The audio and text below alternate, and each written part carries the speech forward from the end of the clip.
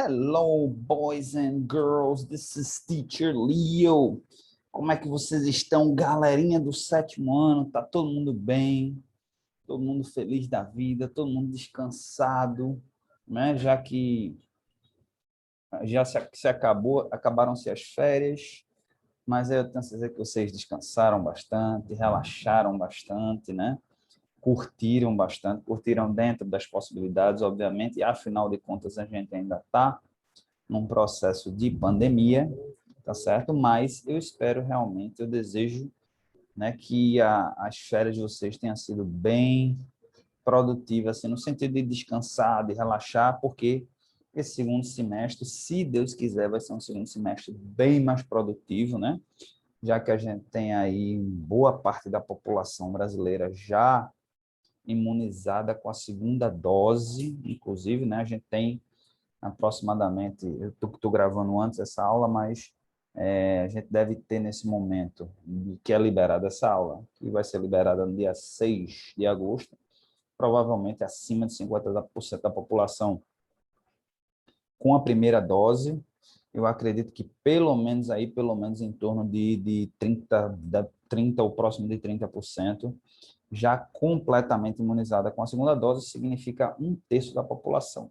E vocês, né, a faixa etária de vocês, se eu não me engano, é na faixa de 12 anos, então vocês já estão entrando nessa faixa que pode ser imunizada. Olha aí, ó. Yeah! Nunca foi tão bom, né? Tem 12 anos, nunca foi tão bom ser mais velho, né? Tenho certeza que agora vocês estão pensando assim, ainda bem, né? Para quem tem irmão mais novo, irmã mais nova, né? Vive reclamando que papai e mamãe protege, né? Tenho certeza que vocês agora devem estar dizendo, ainda bem que eu não sou caçula, né? Ou quem é o caçula está dizendo, ainda bem que aconteceu no momento em que eu cheguei a essa faixa, né? E é importante que todos nós nos vacinemos, tá? Vocês ainda vão chegar, deve estar chegando, na certeza que ainda não chegou na faixa etária de vocês ainda, mas quando chegar, que se vacinem, porque a vacina ela só funciona se todos se vacinarem, ou pelo menos a maior parte da população. A gente chama de imunização de rebanho. Não adianta uma pessoa só se vacinar e o resto não se vacinar, porque aí vai desenvolver uma variante e essa vacina não vai servir para essa pessoa, ela vai acabar pegando de todo jeito. Então, a gente tem que imunizar todo mundo. É um trabalho em equipe, gente. Uma das coisas que essa pandemia veio mostrar é isso, veio mostrar que ou a gente trabalha em equipe, ou todo mundo unido em prol de todo mundo, tá? Ou ou ninguém vai estar livre disso daí. Tá aí, a gente agora no Brasil com essa variante Delta, né? Que essa vacina ela não protege 100% contra essa variante Delta. Então, quanto mais gente a gente tiver imunizado, dá uma certa proteção, mas não é uma proteção 100%. Então, quanto mais gente a gente tiver, menos o vírus ele vai estar circulando dentro da sociedade. Certo? Então, vacina boa, não existe vacina boa é aquela que está no braço. Certo? Não existe, porque é essa, porque é aquela, porque essa tem um percentual. Você está se discutindo demais isso. Eu nunca vi um negócio assim na minha vida. Né? É revoltante, assim, como professor, como estudioso, né? As pessoas não estarem preocupadas que o preço da carne está 30, 40 reais, mas está preocupado com a vacina que vai tomar, né? A pessoa não está preocupada em tomar um copo d'água, toma uma Coca-Cola. Não toma um copo d'água, mas está preocupado que quer tomar a Janssen ou a Pfizer e não quer tomar a Coronavac. Engraçado, tá? Mas é isso aí. Vamos lá. Hoje a gente vai falar um pouquinho sobre a diversidade brasileira, né? O território brasileiro, a diversidade. E, se der tempo na nossa aula, a gente vai falar um pouquinho sobre notícias, né? Notícias que são importantes e afeta a questão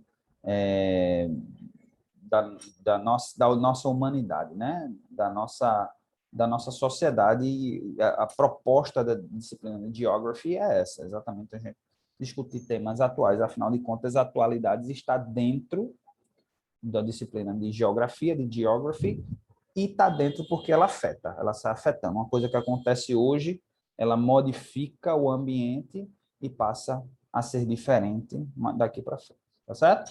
Mas vamos falar um pouquinho sobre, vamos começar do começo, falar um pouquinho da demografia do Brasil, para a gente depois falar um pouquinho da diversidade brasileira, tá bom? Então, vamos lá. The population of Brazil is very diverse, né? Então, é bem diverso, tá certo? A gente verifica isso, né? A gente tem várias raças, várias etnias, várias cores, várias... Isso é bom, isso é ótimo, isso é excelente. Quanto mais diversidade, né, mais a gente também, digamos assim, a gente se abre as portas para novas oportunidades, tá? Mas basicamente a gente tem origem em 3 lugares, 3 formatos, 3 raças, né? A gente tem o europeu, tá? O europeu, tá? Que é o europeu que a gente chama o europeu do Mediterrâneo, não é o que a gente chama de é um branco diferente, né? Não é um branco diferente, mas é um tipo de branco do Mediterrâneo ali, não é um branco que a gente chamaria de caucasiano, né? Que é aquele branco, aquele loiro galego dos olhos verdes ou azuis, né? Que é mais daquela região ali do norte da Europa. Esse europeu, ele foi mais para a América do Norte, né? E é por isso que a gente visualiza, quando a gente vê um galegão dos olhos verdes, a gente já pensa que é um americano, ou que é um alemão, ou que é um inglês, né? Exatamente por conta disso. O nosso branco não, já é um branco mais moreno, ali naquela região do Mediterrâneo, também por uma miscigenação grande ali com o pessoal ali da Arábia, do Oriente Médio, que por muito tempo invadiu aquilo ali, tomou conta daquela região, principalmente da Península Ibérica, né, que é onde vem o forte da nossa demografia, ali Portugal e Espanha, tá certo? Então a gente tem essa aparência assim, cabelo preto, olhos escuros, tá? Barba preta para quem é novo, né? Para quem é mais velho, feito barba branca, tá certo? E por aí vai, tá certo? A gente também vai ter aí um traço forte aí do que a gente chama de ameríndio, tá? Que é um índio da América, tá? A gente usa esse termo para não confundir com o índio da Índia. Existe o índio da Índia e existe o ameríndio, que é o índio daqui. Para quem não sabe, né, talvez Teacher Rogério não tenha falado isso para vocês ainda, vai falar com certeza, mas a razão pelo qual o índio, o ameríndio, é chamado de índio é por isso. Porque o europeu ele veio em busca das Índias orientais. Ele teve essa seguinte proposta, eles, que antigamente eles vinham por debaixo, alguns conseguiam passar por debaixo da África, né, ali e subir.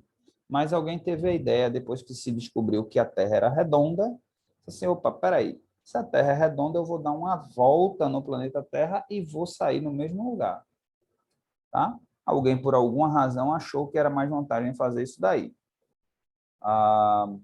E aí, mas ninguém percebeu, ninguém parou para pensar que poderia encontrar um outro continente nesse caminho. Foi o que encontrou. Só quando eles chegam, eles pensam que estão nas Índias. Já digo, opa, foi bem mais rápido do que eu pensava. Eu pensava que ia demorar mais um tempo, mas bateu aqui, aí já chamou de índio. E é por isso que o índio daqui é chamado de índio.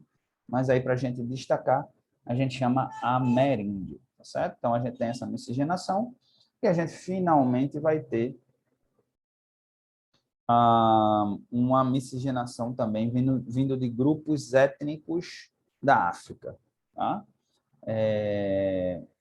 Isso daí, vocês certamente já viram isso em história, por conta da questão da escravatura, né? Por conta da escravidão.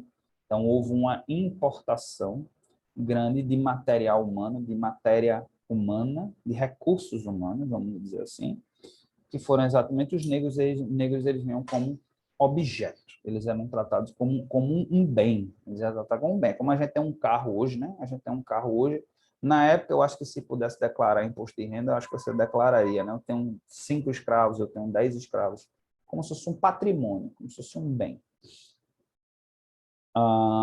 E aí eles vêm e, obviamente, eles vão também se reproduzindo, né? Entre eles, entre brancos, entre negros, entre índios, entre todo mundo. E essa miscigenação foi uma coisa ruim para a época, mas hoje o fato de ter essa miscigenação é uma coisa boa, sim. Ok? Então, vamos lá. Ok. Desde 1872, a gente tem feito um censo. Desde 1940, esse censo tem sido feito de maneira decennial, ou seja, de 10 em 10 anos, com exceção de agora, tá? Com exceção deste governo atual, que decidiu, em 2020, não fazer um censo, né? Então, o último censo que a gente tem é o censo de 2010. Hoje a gente trabalha em termos de população, essas estatísticas que eu acho que não tem como negar, né, gente? Que estatística é importante. A gente só consegue criar políticas, a gente só consegue determinar quais ações a gente vai ter quando a gente tem um estudo, né? A gente só consegue explorar alguma coisa, a gente tem um mapa. Então, o censo nada mais, nada menos do que é um mapa indicando como é que se estrutura a nossa sociedade, a população. Sem esse estudo, como é que a gente vai determinar o que é o que, quais políticas a gente vai tomar? Então, felizmente, 2010 foi a última vez, 2020 era para ter tido, não teve, 2021, então, era para ter tido, não teve, aí por conta, alegam que foi a pandemia em 2020, mas não foi, porque não foi orçado. Para você fazer um censo, como requer dinheiro, você tem que orçar. O que é orçar? É prever esse dinheiro. É dizer assim, eu preciso ser o presidente, o executivo, ele pede ao legislativo o dinheiro um ano antes para poder receber esse dinheiro e para organizar, contratar as pessoas, a estrutura necessária para poder fazer esse censo. Ele não pediu em 2019. Ou seja, independente de pandemia, não ia fazer em 2020. Não pediu em 2020. Então, 2021 já garante não ter. E não ia pedir em 2021, ou seja, não ia ter em 2022, com exceção de que o Supremo disse a ele que era mandatório. Mandatório no sentido de que é obrigatório. Não, você tem que fazer, solicite. Aí a gente provavelmente vai ter em 2022 por conta disso. Ok? Mas vamos olhar um pouquinho aqui agora esse mapa, tá? Esse mapa não, esse gráfico aqui da população, da pirâmide, né? A pirâmide da população brasileira, tá? Deixa eu ver se eu aumento ele aqui, tá? Vejam que em algum momento, um dia, o Brasil, né, a população brasileira foi realmente uma pirâmide. Ou seja, o que é uma pirâmide? Tem uma base larga e vai afunilando, tá certo? Até virar uma pontinha. O que é que significa isso? O que é a base? As pessoas que nascem, os cidadãos que nascem, e aí, à medida que a idade vai aumentando, essa pirâmide ela vai fazendo isso, certo? Como é que se encontra? E, ó, novamente, isso aqui é uma estimativa, porque a gente não tem um censo. Então, ó, Brasil 2020, pura estimativa. Então, o que é que a gente tem hoje? A gente tem hoje uma base que ela está se achatando e ela criou essa barriga aqui, que é na faixa aqui, ó. Essa barriga ela começa mais forte na faixa de idade de vocês, dos 12 anos, e vai até aqui, essa barriga, né, a barrigona dela vai até os 44 anos, vamos botar aqui, entre 12 e 44 anos. Vamos botar 12 e 42 para ficar redondo. Então, esse período aí de 30 anos. O que é que significa isso daí? Significa o seguinte,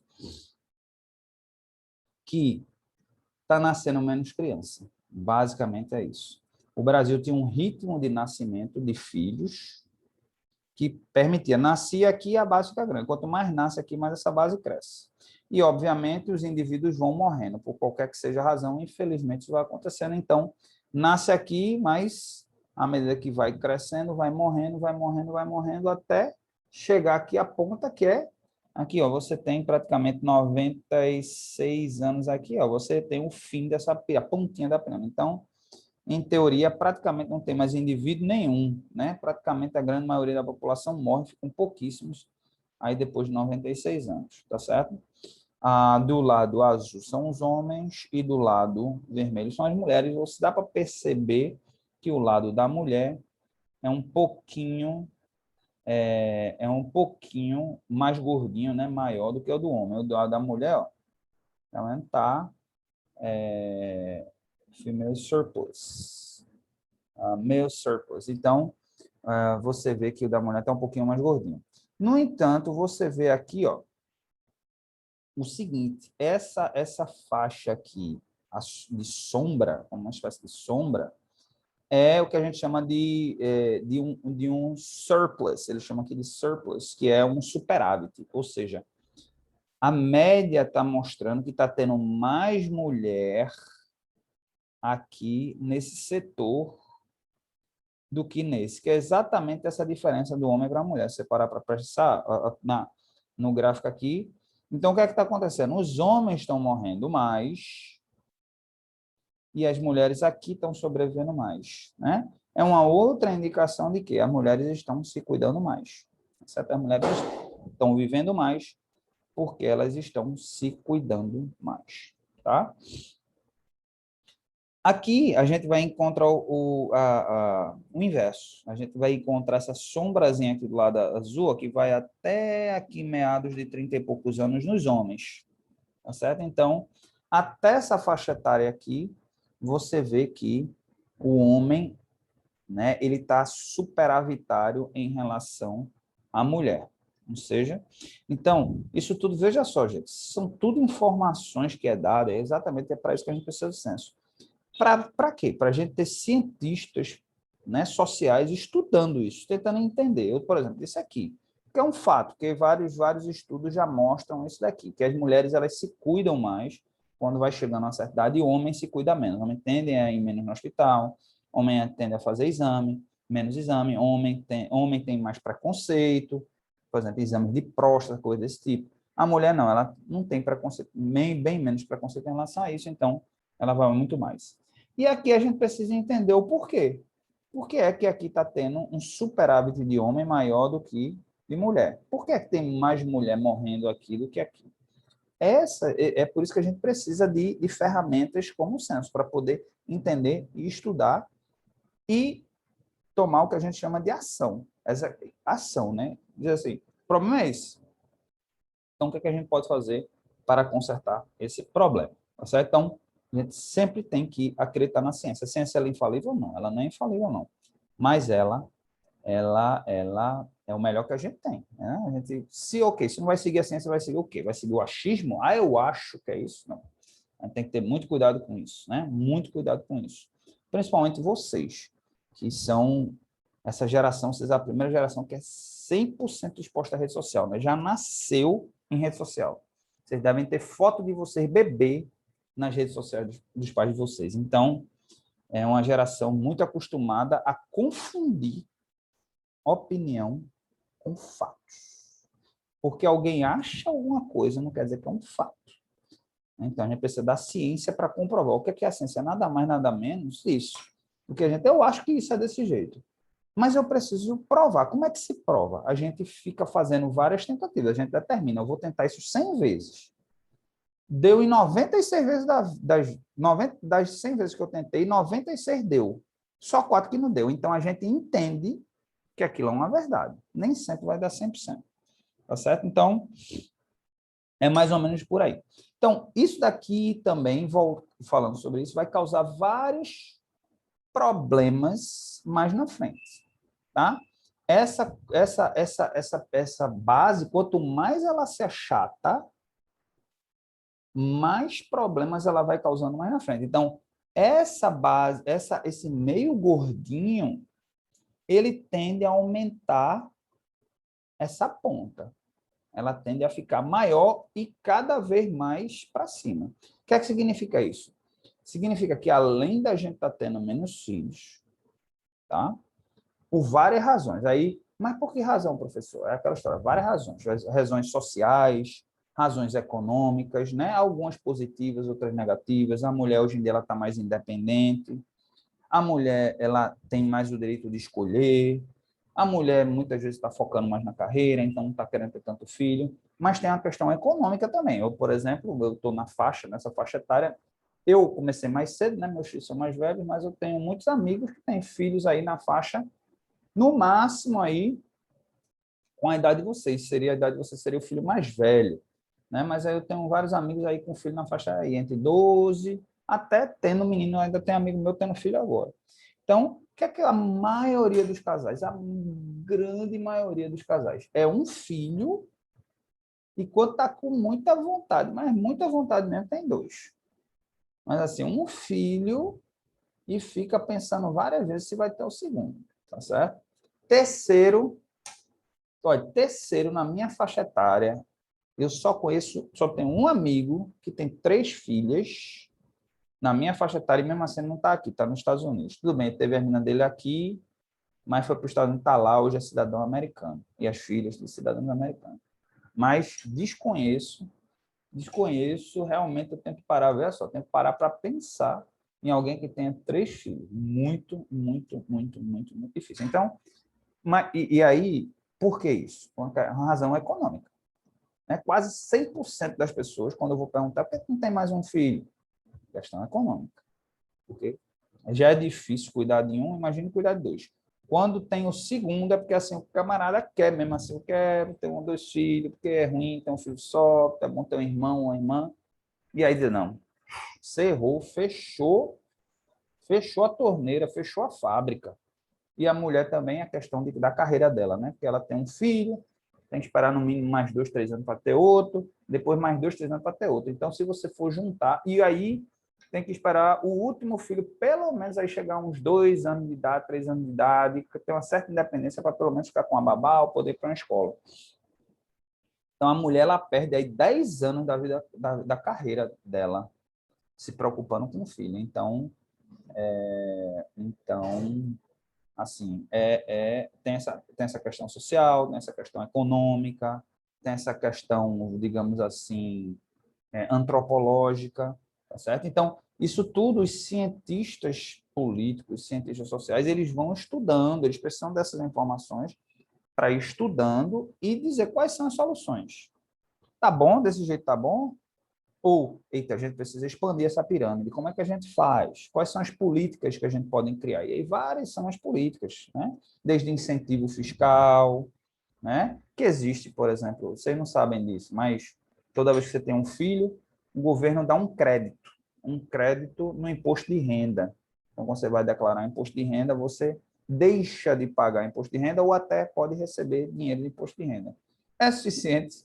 Vale a pena do ponto de vista financeiro? Não, porque senão todo mundo, opa, vou fazer filho para poder receber crédito, né? Mas que você recebe não cobre nem um mês de despesa de um filho. Então, mas de qualquer forma é um incentivo.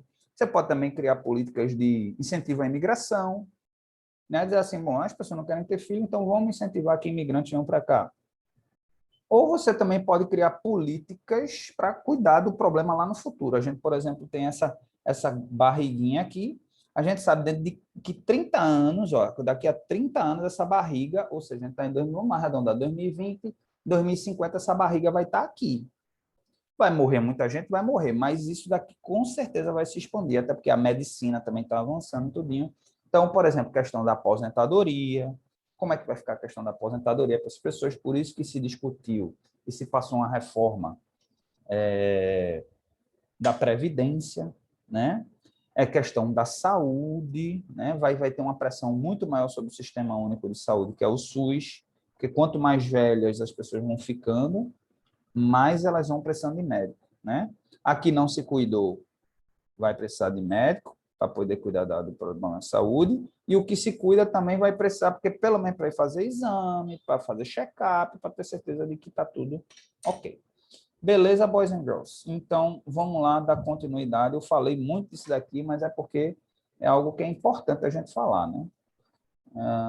Então, a população, aqui trazer alguns dados interessantes para vocês, né? A população do Brasil, ó.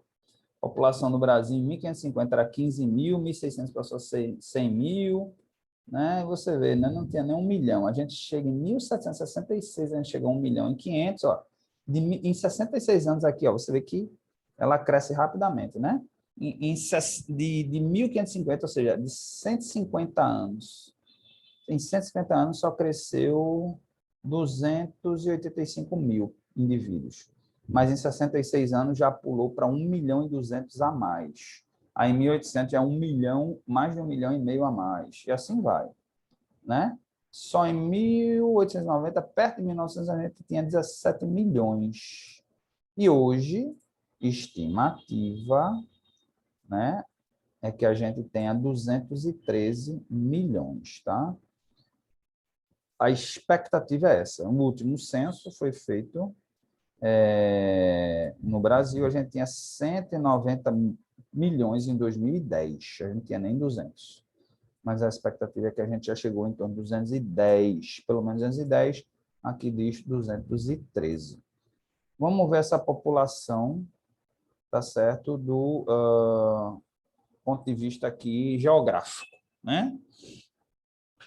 A gente tem aqui, ó, vamos ver, region boundary, eu acho que quanto mais verdinho, maior a população. Então, a gente vai vendo aqui, ó, que o Brasil tem uma parte gigantesca, gigantesca de quase não ter ninguém, né? Praticamente não tem ninguém aqui nessa região quase toda.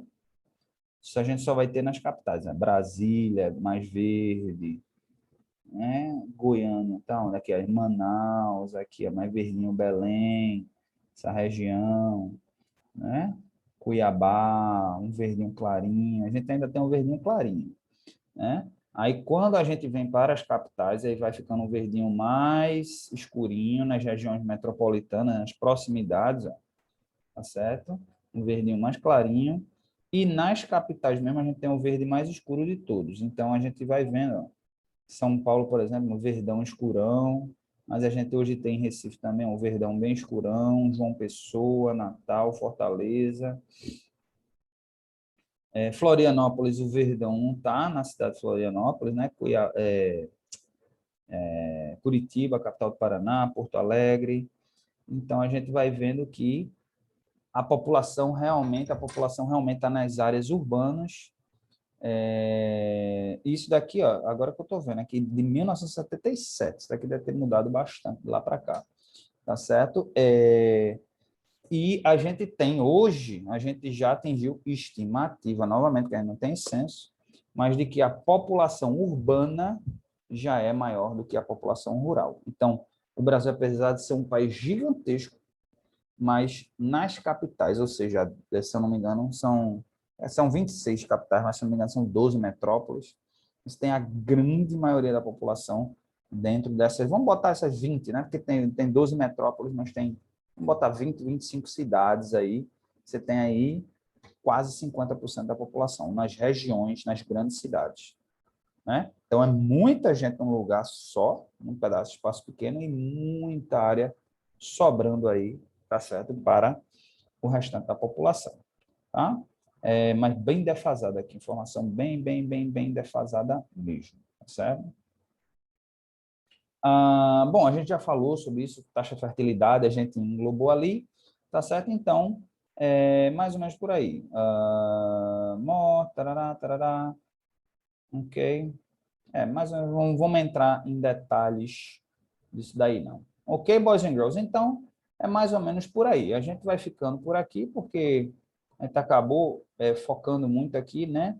Nessa parte da população, a gente acabou falando menos aqui de diversidade, acabou falando mais aqui dessa questão da movimentação, de como a população está se comportando dentro aqui do nosso país, né, dentro do Brasil, e é importante que vocês entendam isso, porque várias coisas vão surgindo, várias questões, vários problemas sociais vão surgindo e soluções também. E, na verdade, isso não é só uma coisa ruim, né? Quando você tem menos mulheres tendo filho, quer dizer, significa que a mulher está mais independente, que ela está mais no mercado de trabalho, que ela pode buscar a sua felicidade, porque felicidade, obviamente, a mulher é feliz sendo mãe, mas a vida não é só isso, né? Antigamente se via a mulher simplesmente como uma reprodutora, né? Um homem casava com uma mulher para ela dar filho a ele, né? E não é só isso. A mulher é um indivíduo, ela tem os seus anseios, os seus desejos, de todos os sentidos, inclusive profissional, de querer ser uma profissional, de querer bem-sucedida na vida, de ter negócios, tá certo? Então, é isso, a gente vai ficando por aqui. Tá, boys and girls? Como homework, eu gostaria que vocês fizessem uma pesquisa aí exatamente sobre a questão da mulher, tá certo? Como é que essa alteração, essa diminuição na taxa de natalidade reflete positivamente na vida da mulher brasileira? Faça uma pesquisazinha de no máximo 2 parágrafos, coloquem no Google Tradutor e postem no Class App para eu dar lá um feedback, tá bom? Desejo a todos uma ótima volta de semestre and see you around.